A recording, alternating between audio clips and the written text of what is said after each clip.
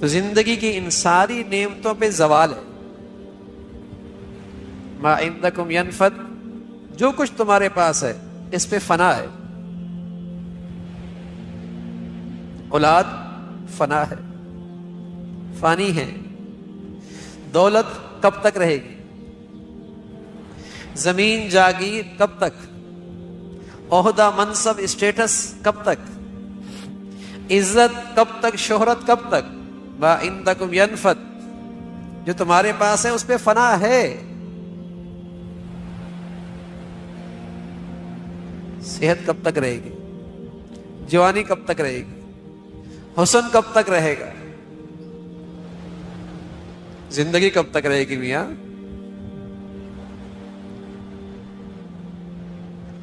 ما عندکم ینفد، سب پہ فنا ہے. بلکہ اس سے بھی آگے بات، سبحان اللہ، تمہاری خوشی غمی بھی فنا ہے. تمہاری خوشی بھی ہمیشہ نہیں رہے گی، اور تمہاری زندگی میں جو صدمہ آیا ہے یہ بھی ہمیشہ نہیں رہے گا. جو تمہاری زندگی کی راحت ہے یہ بھی ہمیشہ نہیں ہے، اور جو تمہاری زندگی کی تکلیف ہے نا یہ بھی ہمیشہ نہیں ہے.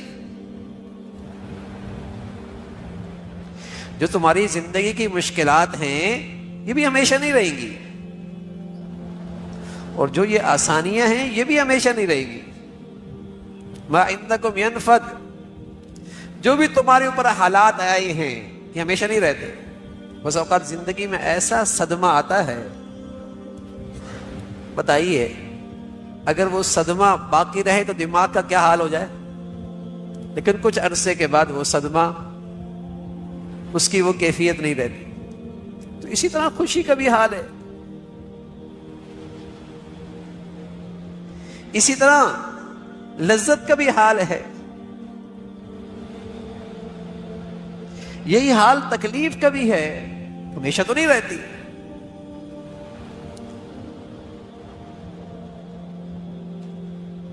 تو جو تمہارے جسم سے باہر چیزیں ہیں تمہارے پاس، جو تمہیں غافل کرتی ہیں، دولت، زمین، جاگیر، شہرت، نام و نمود، یہ بھی ہمیشہ نہیں رہے گی. اور جو تمہارے جسم کے اندر ہیں، جوانی، خوبصورتی، زندگی، یہ بھی تو ہمیشہ نہیں رہے گی. اور جو تمہاری زندگی میں احوال آ رہے ہیں، راحت کے اور تکلیف کے، خوشی کے اور غم کے، جو تمہاری زندگی کے صدمات ہیں، یہ بھی تو ہمیشہ نہیں رہیں گے.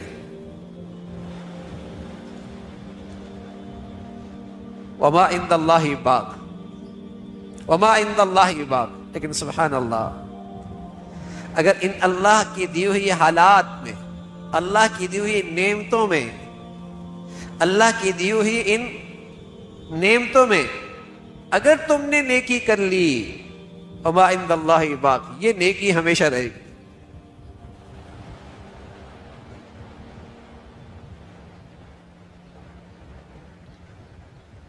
اللہ کی دی ہوئی یہ نعمتیں ہیں جو تمہارے جسم سے باہر ہیں یا جسم کے اندر ہیں، ان میں تم نے نیکی کر لی، اللہ کا حکم پورا کر لیا. وما عند اللہ باق، وہ ہمیشہ رہے گا، وہ کبھی ختم نہیں ہو. اور جو تمہاری زندگی کے صدمات ہیں، احوال ہیں، یہ تو ہمیشہ نہیں رہیں گے. لیکن اگر ان صدمات میں اور ان تکالیف میں اور ان غموں میں تم چاہو تو اپنے لیے دولت کے ذخیرے اکٹھے کر سکتے ہو. اگر چاہو تو ان صدمات میں، ان تکالیف میں، ان پریشانیوں میں جو ہمیشہ نہیں رہنے والی، لیکن تم ان میں نیکی ایسی کر سکتے ہو، نیکیوں کے ذخائر ایسے اکٹھے کر سکتے ہو جو ہمیشہ رہے گے. سبحان اللہ.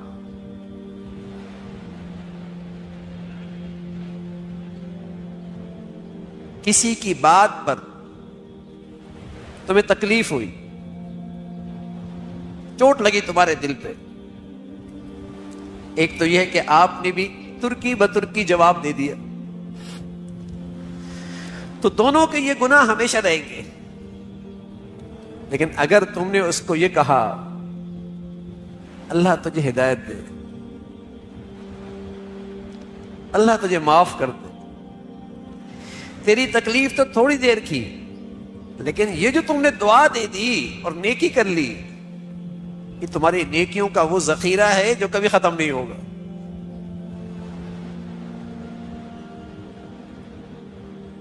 کسی نے تمہیں گالی دے دی، اور ایک یہ کہ بدلے میں تم نے بھی گالی دے دی، تو گالی کی تکلیف تو تھوڑی دیر کی ہے، لیکن اس پر کیا ہوا یہ گناہ یہ ہمیشہ رہے گا. لیکن اگر آپ نے صبر کر لیا اور اسے اچھے اخلاق سے جواب دے دیا، تو اس تکلیف جو تھوڑی دیر کی ہے آپ نے اپنی لیے نیکی کا ایسا ذخیرہ اکٹھا کیا جو کبھی ختم نہیں ہو.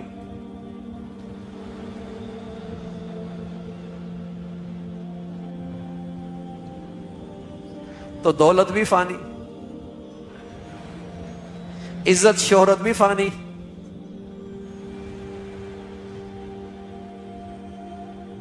زمین جاگیر بھی فانی، گھر اور محل بھی فانی. لیکن انہی فانی چیزوں میں اگر تم چاہو تو ایسی نیکی کر سکتے ہو سبحان اللہ جو کبھی ختم نہیں ہو. وہ ایسی دولت ہے جو کبھی ختم نہیں ہو.